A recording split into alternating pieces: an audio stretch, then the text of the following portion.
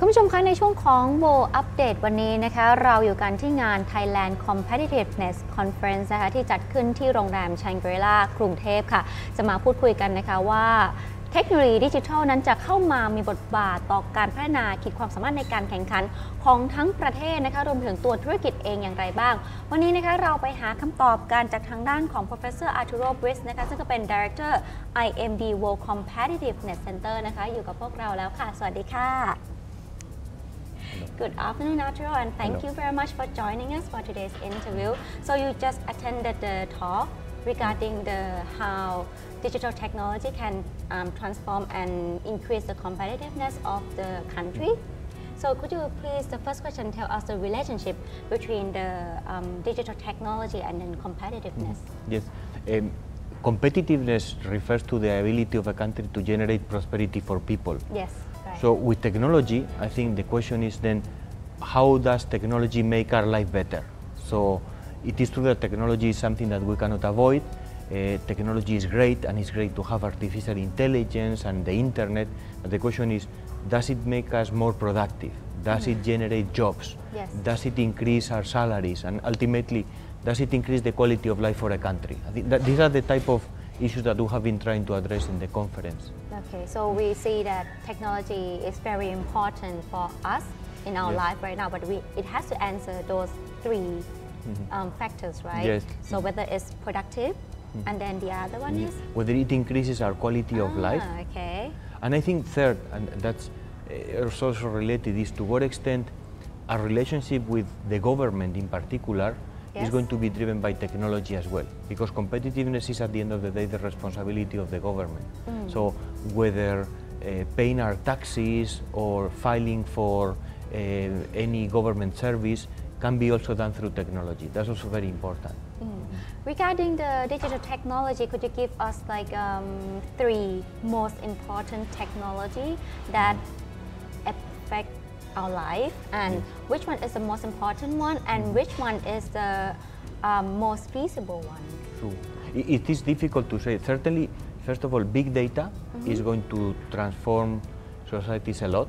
Yes. Data is going to be the oil of the future. It's going to be the main asset. And companies and governments are going to obtain a lot of data from individuals and from companies and from everywhere that will also help create more value. Okay, so big data analytics and big data prediction techniques are important. Second, artificial intelligence. Yeah. I think artificial intelligence refers to how machines are going to be able to think for us, and probably to do it in a more efficient way. Okay? Of course, this brings up some ethical considerations, some moral considerations, because I don't think a machine can choose, for example, in a driverless car, between the life of a driver and the life of a pedestrian. Okay. So this is also important.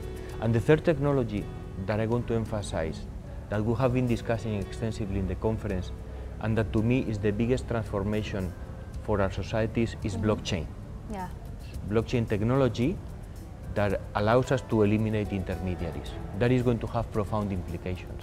Okay, and which one is the most feasible one right now, and which one you think that's gonna happen first in our life? The three of them are already happening. It's difficult to see at which speed they are evolving. Okay. But artificial intelligence is going very fast. It's much more used still by the private sector. Okay. I think blockchain, big data are much more used by the public sector and by governments. But in the next couple of years, they are going to be explosive, the three of them.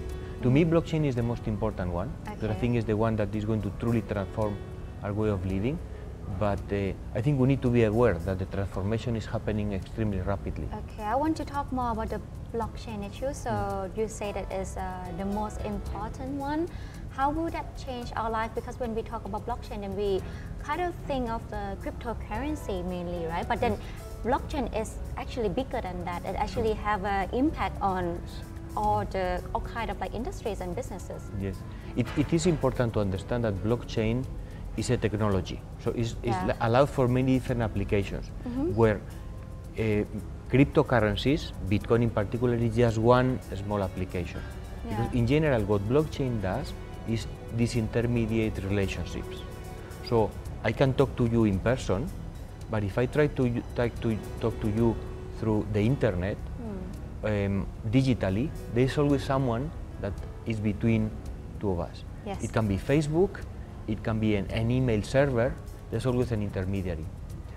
With blockchain technology, we can interact digitally in the same way that we do it in the physical realm. That is, we can have a person-to-person relationship, which basically means that I can send you money, I can send you information, we can exchange data without any interference from a third party. Basically, it means with a lot of confidentiality, but also with a lot of transparency, because you know that you can trust my information, and I know that you have received that information. So the impact of that is massive in any aspect of life. Okay, and you think what kind of businesses that will get impact or affected by those three technologies that are happening right now? Yes, many. Any business today that acts as an intermediary is going to be disrupted. Example, banks. Yes. They will disappear in the form that we know them. Insurance companies, online retailers, services companies like Airbnb or Spotify or eBay, but also some bricks and mortar businesses like Adecco, like employment search, Yes. KPMG, accounting and auditing. Anybody that is an basically all the intermediary. big names. Big names, okay? Okay. But not only in the private sector. Think Yes. about the private sector, for example, central banks. We will not need central banks to issue currency because it will be issued by people. We will not need stock markets. And in Okay. many cases, we will not need governments. There are countries in the world today, for example, in Estonia, where you don't need a ministry to do some of the typical activities that you do with the government. So the government as well is going to be disintermediated. Okay, and in time frame when you think that that's going to happen? I think that technology moves at such a fast speed Yes. that is going to surprise us. I think if I tell you 3 years, it would be too long. I think it's going to happen even faster. Just think that the concept of blockchain technology that we have today Yeah. is basically 2-3 years old. 3 years ago, 4 years ago, nobody was talking about cryptocurrencies or blockchain. Today, it's everywhere. So it's going to be extremely fast and rapid. That's why I think awareness and agility are two concepts that we're entertaining in the conference these days that need to be embraced by everybody. Okay, so you were talking about technologies that are going to have an impact on businesses. Is it like a disruptive technologies? Can you also say that as well? Yes, so disruptive in the sense that the current business models are going to disappear. And I think people need to be able to do that. I think people need to be able to accept that the current business models are going to change completely. They have to be like a fast thinker Yes, and then fast thinker, agile, able to disrupt yourself. I mean, many of us of the old generation have been trained in concepts that are going to be useless in the future, okay? Because knowledge and knowledge of facts will be useless in a context where everything is going to be shared. So we need to be also able individually to disrupt ourselves and realize that what we know is not useful anymore. that's interesting. So what kind of knowledge is actually essential for people in this generation? So creativity, Okay. that is, all the skills that cannot be replaced by a machine are going to be important. You know, design, you know, ethical values. Okay. Artificial intelligence is limited when it comes to making ethical decisions. And of course, anything that has to do with technology, coding, programming, and the likes. You know, in all of these aspects, for example, in my education system, we didn't give a lot of importance. We gave importance to learning math or learning geography. Yeah. But today, if you want to know where are the most important rivers in Thailand, Okay. you just go to Google. You don't need to know it. So I Okay. think the typical knowledge that we had in the past is not going to be useful for the future. Okay, thank you. And just now you touched on the public sector as well. You're saying that in the future, of course, the government, the central banks, or those kind of like a public sector will be also get affected by those technology. Could you give tell us more, like how are they adapting those like digital technology in the public sector? Yes, in the public sector, this is the typical sector of the economy that there are many inefficiencies. You have ministries that do all the same and interact in a very inefficient way. People that repeat tasks. With technology, is going to be smoother and much more efficient. And what is even more important, I think, more friendly to the user, that is to the citizen. So the relationship between citizens and the public sector would be much simpler and much more rewarding. We already see that. There are some countries, in Europe you have the UK, Estonia, Lithuania. In Asia you have certainly Singapore, but also Hong Kong, Thailand to some extent, that are already automating many of the government functions. And in the future, this will make people's life much easier and much better. In your point of view, you think which country can transform digital technology successfully first? Yes. Like, with the Let me tell you a couple of things. So, first of all, we already see countries that are doing extremely well in that front. Switzerland, the country where I live, Singapore, the United States. But I also think that there are countries with huge potential when it comes to technology. Most of these countries are in Southeast Asia. And one of these countries is certainly Thailand. Thailand has a great potential when it comes to technology for two reasons. One reason is that this is a country with an amazing technology already.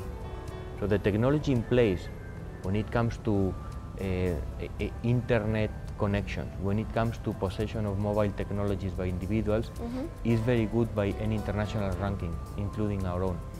And second is the attitude. I think the attitude of people towards technology in Thailand is extremely positive. Compared to, for example, what happens in the country where I live, Switzerland, where people's attitudes to technology are a little bit more negative. So I see great potential for technology in Thailand. Okay, and lastly, do you have any key takeaway point for the audience that's watching right now? Yes, you know, I come from the old generation, and I think what we need to realize is that it's extremely important to learn and constantly get information about what is happening. A big mistake to make is to think that technology is only for technology people. I think we all need to learn about artificial intelligence, about blockchain, by reading, you know, books and articles as simple as possible, but we all need to be aware, because this revolution is coming and it's going to help the most to those people that know the most as well. Okay, that's very interesting. Not only certain type of people that have to aware of those technology, but everyone has to also acknowledge that it's actually coming and it's actually gonna come and change our life. So thank you very much for your time today. ขอบคุณมากค่ะ Thank you. คุณผู้ชมคะทั้งหมดนี้ค่ะคือช่วงของ World Update ที่เรามาฝาก